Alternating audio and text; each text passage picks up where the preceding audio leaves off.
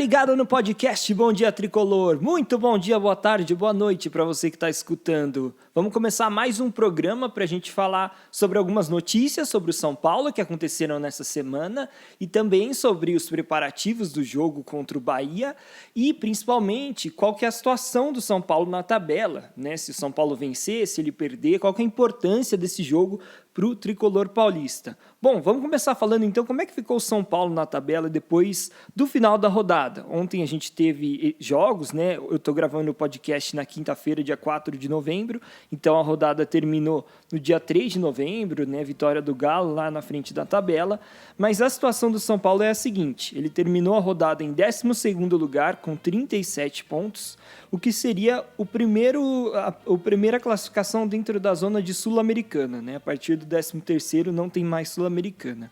Mas o São Paulo tem 37 pontos e atrás dele tem Ceará, Atlético Paranaense e Santos. O Ceará tem 1 ponto a menos só que o São Paulo e o Paranaense e o Santos 2 pontos a menos que o São Paulo.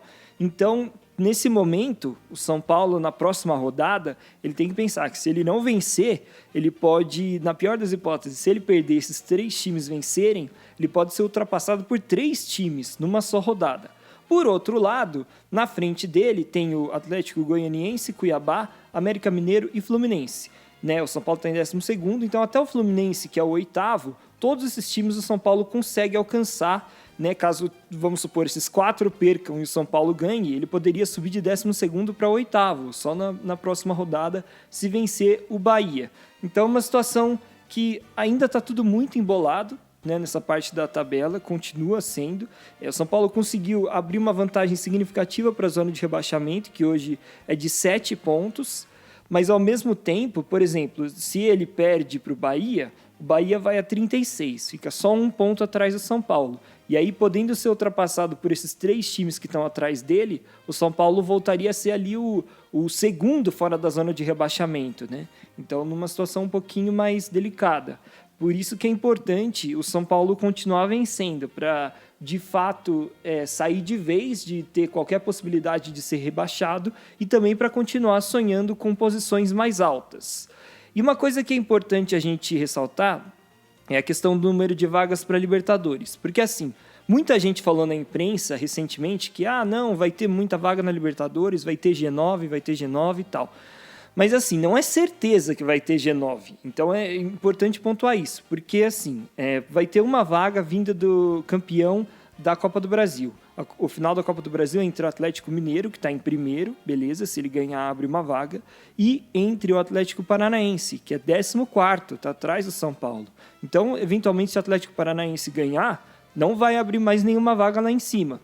Abriria se o Atlético Mineiro vencesse.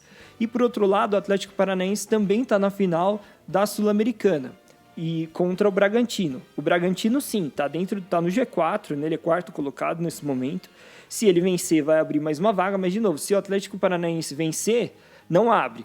Agora, é claro, se o Atlético Paranaense vencer as duas, tanto a Sul-Americana quanto a Copa do Brasil, uma vaga vai para ele e uma outra vai ser aberta. Então, pelo menos assim, vamos contar que vire um G7. E aí, o G8 também é garantido porque o Palmeiras vai jogar contra o Flamengo na final da Libertadores e esses 2 times muito dificilmente sairão da parte de cima da tabela, né? Provavelmente eles vão continuar ali entre os 4 primeiros ou no máximo entre os 6 primeiros, o que garante a abertura de mais uma vaga para a pré-Libertadores. Com isso, a gente tem o cenário de que, então, para garantir mesmo uma vaga para a pré-Libertadores, o São Paulo tem que pensar não na 9ª, mas sim na 8ª colocação, que hoje são só 2 pontos a mais que o São Paulo. Quem está em 8º hoje é o Fluminense, com o mesmo número de jogos que o São Paulo, que tem 39, e o São Paulo tem 37. Então, para quem está olhando para a parte de cima da tabela, pensando em Libertadores, a meta é o 8º lugar. Pode acabar sendo o 9º, porque, por exemplo, se o Bragantino vencer a Sul-Americana, o Atlético Mineiro vencer a Copa do Brasil e também, independentemente de quem ganhar a Libertadores, os 2 estão lá na frente, aí realmente vai abrir até a 9ª colocação. Mas, para garantir, o torcedor de São Paulo tem que torcer contra o Atlético Paranaense, contra o Furacão, nas 2 finais que ele vai fazer, né? Contra o Atlético Mineiro na Copa do Brasil e contra o Bragantino na final da Sul-Americana. Bom, vamos falar então como é que vai ser esse jogo entre São Paulo e Bahia, né? Quais são as expectativas. Lembrando que o São Paulo enfrenta o Bahia no domingo, dia 7 de novembro, às 6h15 da tarde, na Arena Fonte Nova, com exclusividade para o Premier, essa transmissão. E aí, como que chega, né, o São Paulo para esse jogo? Bom, 2 jogadores do São Paulo que estavam machucados se recuperaram e treinaram normalmente, né? Foram avançando nos treinamentos e agora já no final da semana, na quinta-feira que eu estou gravando, os 2 já treinaram normalmente com o restante do grupo. São eles o Caleri e o Rodrigo Nestor. Com isso, é bem provável que o Caleri seja titular do São Paulo, até porque, assim, o Rigoni e o Luciano jogaram a última partida, mas nenhum deles tem jogado muito bem, né? Principalmente o Rigoni, foi muito mal nessa última partida. E o Caleri tem feito falta ali como um centroavante mais fixo, né? O cara faz bastante gol. Então é bem provável que a gente tenha o Caleri de volta à equipe. E aí quem é que vai sair, né? Porque, vamos pensar, o São Paulo jogou no 4-4-2 contra Corinthians, Ceará, mas na última partida contra o Internacional ele jogou no 3-5-2, com o Léo atuando na zaga ao lado do Miranda e do Arboleda, e o time foi muito bem. Inclusive, durante a entrevista coletiva pós-jogo, o Rogério Ceni elogiou a atuação do Léo. E, de fato, eu acho que o time ganha bastante na saída de bola. Então talvez o Ceni esteja pensando que não seja um bom negócio tirar o Léo do time nesse momento. E por outro lado, eu não acho que ele vai tirar Miranda ou Arboleda para ficar Léo e mais um na zaga. Eu acho que ele vai acabar mantendo os 3. Até porque o time do Bahia joga com o Gilberto, né, que é um centroavante muito goleador, um dos artilheiros aí do Campeonato Brasileiro. Então, existe uma preocupação também ali com jogada aérea, então o Arboleda provavelmente também vai ficar em campo, e eu acho muito difícil o Rogério tirar o Miranda por toda a história do Miranda e também porque ele vem jogando bem, ele melhorou, ele não vinha tão bem, mas melhorou nas últimas partidas.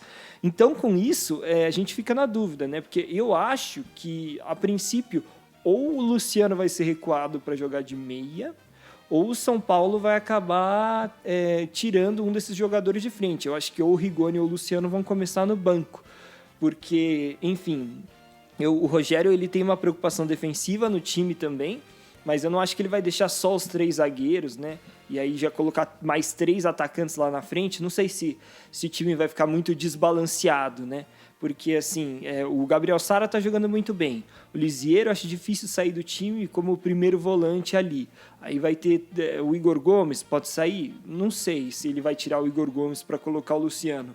É mais ou menos aí que fica a dúvida, né? Esse terceiro homem de meio de campo para a entrada do Luciano, provavelmente, né? Então, aí que fica a dúvida, né? Se vai entrar mesmo o Luciano no lugar do Igor Gomes. Acho que esses dois, no momento, disputam posição. Ou então, talvez, o próprio Rigoni, porque o Rigoni não jogou bem essa última partida. Então, é claro que o Rogério Ceni está avaliando o dia a dia dos jogadores. Pode ser que o Rigoni tenha melhorado. É importante a gente relembrar, né? O Rigoni não foi bem contra o Internacional, mas ele estava voltando de lesão. Então, é um pouco por conta disso. E aí, o cara ganhando mais ritmo de jogo, é normal que ele também melhore o seu futebol. Então, claro, existe essa dúvida, que para mim a grande dúvida do São Paulo é quem vai jogar ali ao lado do Caleri. Se vai ser o Luciano, o Rigoni, ou se vão jogar os 3 para a saída, por exemplo, do Igor Gomes. Para mim, essa é a maior dúvida de escalação em relação ao time que vai entrar em campo para enfrentar o Bahia. E o Bahia, por outro lado, o adversário do São Paulo, ele tem jogado com linha de 4 atrás, né? Ele já variou bastante o esquema 4-4-2, 4-2-3-1. No último jogo que eles empataram com o Juventude, estava no 4-3-3, aliás, com 3 atacantes. Não sei se eles vão jogar com 3 atacantes. Eu acho que talvez se o Guto achar que o São Paulo vai entrar com 3 zagueiros, ele também arme o time com 3 atacantes para ficar no mano a mano ali. Mas a princípio o que a gente sabe é que o time do Bahia, do Guto Ferreira, ele joga com 4 homens lá atrás. Então não vai ter um esquema espelhado, né, de 3 zagueiros também para enfrentar o São Paulo. Agora, o que a gente pode esperar do Bahia, né? O Bahia, ele empatou esse último jogo contra o Juventude e vem aí de uma sequência de empates, mas assim, nos últimos 6 jogos ele não perdeu nenhum. Ele está invicto a 6 partidas. tá meio parecido com aquela fase que o São Paulo estava até o jogo contra o Corinthians, né? Que o tricolor empatava demais, ganhava uma ou outra, mas empatava muito. Isso acabava deixando o time sempre no mesmo lugar na tabela. No caso do Bahia, ainda já teve uma vitória que não faz tanto tempo. Então, chama atenção positivamente a sequência do Bahia no Campeonato Brasileiro. E, nesse momento, o Bahia é o primeiro time fora da zona de rebaixamento. Então, o jogo vale bastante para o Bahia, né? O Bahia, nesse momento, tem 33 pontos, né? É o 16º colocado. E o primeiro dentro da zona de rebaixamento, que é o Sport, tem 30 pontos, com a ressalva de que o Sport tem um jogo a mais. Mas, de qualquer forma, atrás do Sport vem o Juventude também com 30 pontos, e aí o mesmo número de jogos que o Bahia. Então, eventualmente, por exemplo, se o Bahia perde para o São Paulo e o Juventude ganha, o Bahia ainda assim se mantém fora da zona, mas vai ficar empatado em número de pontos com alguém que está dentro. Então, a situação do Bahia ainda é delicada, apesar dessa melhora que o time conseguiu desde a chegada do Guto Ferreira como técnico da equipe. Isso mostra que, é claro, não vai ser um jogo nada fácil para o São Paulo. Vai ser um jogo que o Bahia vai deixar a vida em campo, já que é um time que corre sérios riscos de ser rebaixado. Bom, pessoal, vamos passar por algumas outras notícias envolvendo o São Paulo nessa semana. Uma que eu queria falar com vocês é sobre o Kaká no CT do São Paulo. O Kaká apareceu no CT do São Paulo essa semana. Para quem acompanha as redes sociais do Tricolor, viu lá aquela foto com o Muricy Ramalho, Rogério Ceni e Kaká. E por quê, né? Muita gente ficou se perguntando. O Kaká está fazendo um curso para se tornar manager, né? Gerente de futebol. E provavelmente até com a pretensão de trabalhar no exterior. E aí, para completar esse curso, ele precisa fazer uma espécie de um estágio no qual ele acompanha o dia a dia de um treinador dentro de um clube. Então ele foi, é claro, a casa dele, né, onde ele surgiu, foi lá no São Paulo acompanhar os treinos do Rogério Ceni para fazer essa espécie de estágio aí e conhecer um pouco mais sobre como é o dia a dia do treinador. Então, por isso que o Kaká estava no São Paulo. Não tem nada de mais, assim, ele não é que ele está voltando para o São Paulo, que ele vai treinar o São Paulo e tal. Ele está tirando uma licença para virar gerente de futebol. E até teve gente que brincou, será que ele vai virar treinador do São Paulo no futuro? Mas ele mesmo, durante a entrevista, ele disse que essa licença, apesar de também ser meio que um pré-requisito para você ser treinador, ele está tirando por conta da formação do outro curso que ele quer se tornar de fato gerente de futebol, ter um cargo mais administrativo dentro do clube, que até acho que combina mais com ele, né? O Kaká é um cara muito, muito diplomático. Outra coisa que chamou bastante atenção, que foi um levantamento feito pelo GE essa semana, foi que o Rogério Ceni, até agora, já usou 23 atletas do elenco do São Paulo. Então, são poucos jogos no comando do Tricolor, apenas 4. Mesmo assim, ele já usou praticamente todo mundo. Os únicos que não entraram em campo foram os lesionados, ou seja, o Luan, o William, o Valse e o Galeano. Lembrando que o William, o Valse e o Galeano são aqueles que fizeram cirurgia recentemente, e o Luan se machucou na véspera do jogo contra o Ceará. E também, por opção do Rogério, não entraram em campo ainda o Thiago Couto e o Lucas Perry, que são os goleiros reservas, obviamente, além do Shailon e do Rojas. Então, esses dois, se a gente colocar Shailon e Rojas, são os que estão mais escanteados assim, né, no São Paulo nesse momento, que não tiveram nenhuma chance com o Rogério, e não é que eles ficaram de fora por estarem machucados, né? Eles estavam à disposição. O Rojas, é claro que tem a questão dele ser estrangeiro também, e o Rogério tem optado por outros jogadores para serem relacionados para o jogo do São Paulo. Lembrando que existe um limite, né, de estrangeiros para serem relacionados por jogo, e o São Paulo tem mais jogadores do que esse limite, então ele tem que, entre aspas, revezar quem é que vai ser relacionado. Ainda daria para a gente colocar nessa lista o zagueiro Rodrigo Freitas, mas não sei se vocês lembram, galera, o Rodrigo Freitas, eu acho que ele nem está treinando mais. A gente não tem informação exata, porque não dá para entrar no clube, né? Ainda tem todas as restrições. Mas o Rodrigo, ele tem um contrato com o São Paulo só até o final do ano, e ainda não foi dispensado, né? Mas muito provavelmente ele vai deixar o clube.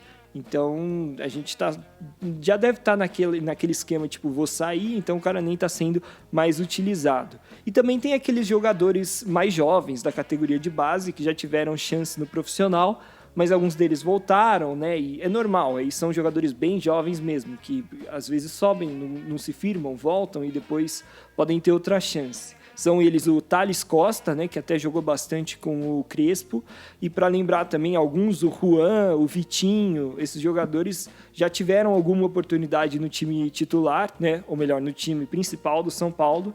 Então são jogadores que não entraram no radar do Rogério Ceni, mas o que a gente até entende, porque nesse momento, como o São Paulo também está só com uma competição, ele não precisa fazer uso de todos os jogadores, né? Às vezes vale a pena tentar firmar um time para que ele ganhe ritmo de jogo, né? Ganhe bastante entrosamento, para que possa de fato conquistar mais pontos e subir cada vez mais na competição.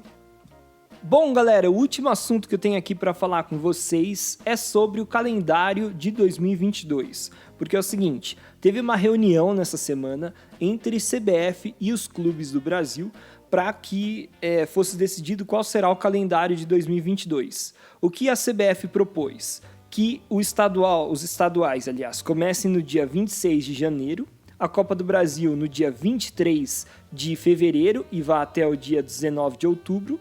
A Série A começaria no dia 10 de abril e iria até o dia 13 de novembro, e a Série B do dia 9 de abril ao 5 de novembro.